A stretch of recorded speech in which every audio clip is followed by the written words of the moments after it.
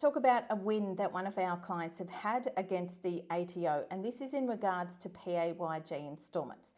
So these instalments are such tricky little things. It's basically asking you to pay your tax in advance based on your tax return from the previous year. So we call this installment income. So if you've had income from an investment, whether it's bank interest, rental property, or you've had income from a side hustle or a sole trader business, if that income is over $4,000 and you end up with a tax bill of over $1,000, you are automatically put onto the PAYG installment system and you're going to pay your tax in advance. Now, where this gets tricky is if your situation changes and if you're no longer going to receive that income. You must stay on top of this because the ATO won't do that. Let me tell you this story. So this client came to us just a couple of weeks ago and said, hey, the ATO was saying that I owe them $5,000 on PAYG installments, but I've been an employee for 18 months. I reached out to them and I said, can you cancel my installments? They said, yep, all done, don't worry.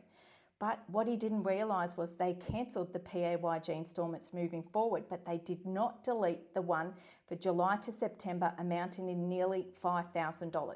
He only realised when debt collectors called him and said, hey, you owe the ATO $5,000, how are you going to pay it? So of course he's panicked. Now I called the ATO and I said, look, this is what's happened. You've cancelled it. Do you have record of this? Yes, we can see we cancelled it. And I said, so you've got a couple of options. Can you cancel this PAYG installment? They said, no, we can't. Our system won't allow it. I said, okay, can you reinstate PAYG installments and I will credit it off? They said, no, we can't do that either. And I said, okay, third option, can you just ignore this and let him lodge his tax return and you'll see that it goes away? And they said, no, he owes us this money. He's going to have to pay it. It's gone to debt collection and we can even charge interest if we want to.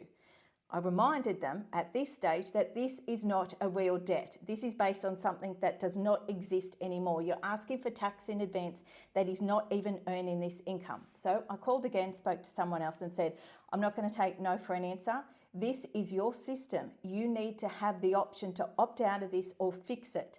So lo and behold, they did find a PAYG installment specialist who did what I asked and actually reinstated the PAYG installment and we credited it off.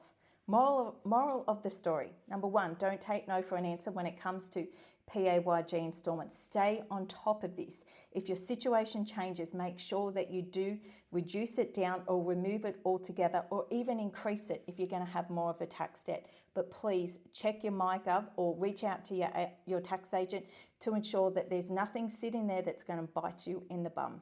If you haven't already done so, hit the follow button for more.